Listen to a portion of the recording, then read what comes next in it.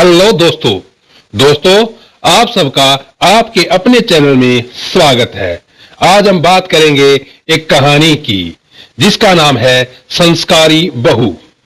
ये क्या बहू, तुम बिना घूंघट किए बाहर से चली आ रही हो, मोहल्ले वाले देखेंगे तो क्या सोचेंगे? हमारी इज्जत का जरा सा भी ख्याल नहीं है तुम्हें?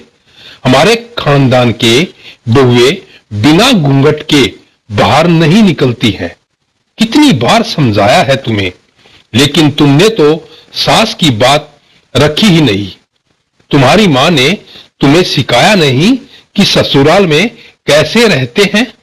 सुनीता के घर में आते ही उसकी सास शोभा रानी ने हमेशा की तरह तानों की बौछार करनी शुरू कर दी। सुनीता की शादी 4 महीने पहले ही अनंत से हुई थी। उसकी ससुराल में सास ससुर, एक देवर और उसके पति अनंत ही थे। छोटा सा परिवार था।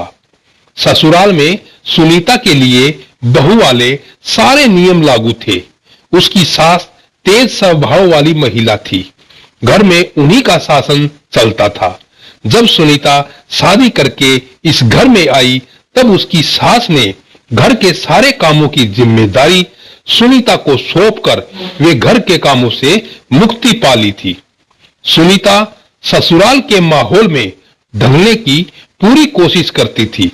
घर की सारी जिम्मेदारी भी बखूबी संभालती थी, लेकिन फिर भी अगर उससे कुछ गलती हो जाती तो उसकी सास ताने देना शुरू हो जाती थी कि तुम्हारी मां ने तुम्हें कुछ सिखाया नहीं है क्या? कोई संस्कार नहीं दिए कि ससुराल में कैसे रहा जाता है? बात बात पर उसके मायके वालों का अपमान करती रहती थी, लेकिन फिर भी सुनीता अपनी सास को कुछ नहीं बोलती थी।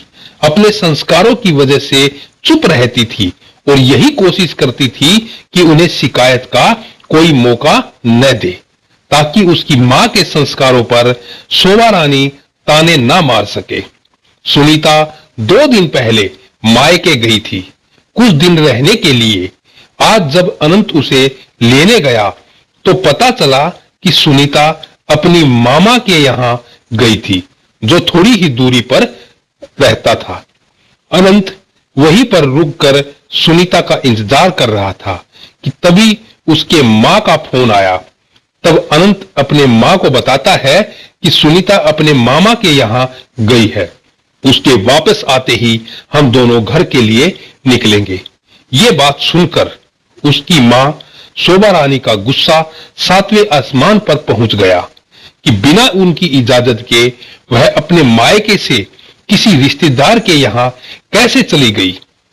फिर फोन पर अनंत का अपनी मां से न जाने क्या बात हुआ कि अनंत सुनीता को लेने उसकी मां के घर ही पहुंच गया। वो बहुत ही गुस्से में था। वहां जाकर वो सुनीता को भला बुरा कहने लगा और बिना बताए मामा के यहां आने के लिए उसे बहुत डांट लगाने लगा और तुरंत ही वहां से चलने को कहा। वहां उसको अचानक इस तरह आते देखकर सभी आश्चर्यचकित थे। सब कोई उसे समझाने की कोशिश कर रहा था तो उनको भी अपशब्द कहने लगा। बेचारी सुनीता के शर्म और अपमान के कारण आंसू नहीं रुक रहे थे।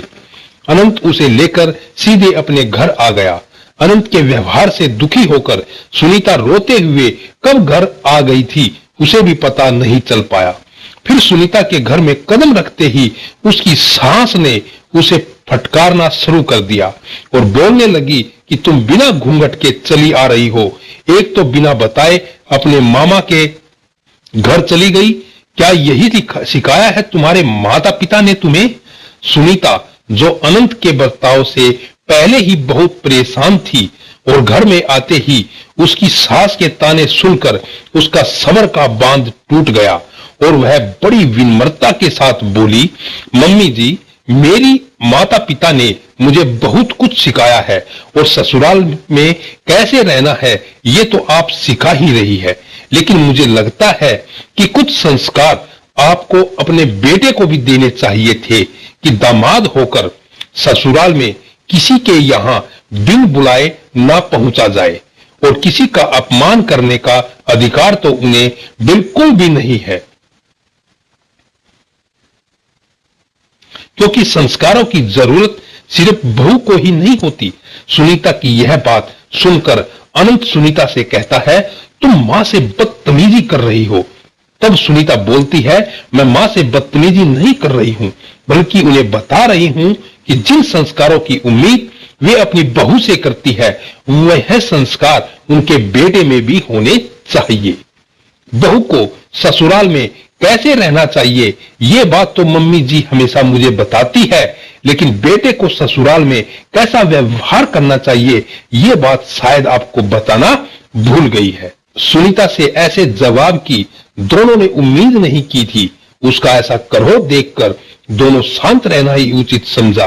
फिर शोभा रानी को भी अपनी गलती का एहसास हुआ और वो ऐसी गलती दोबारा ना होने का आश्वासन देकर अपने कमरे में चली गई। दोस्तों, आज की ये कहानी संस्कारी बहू आपको कैसी लगी?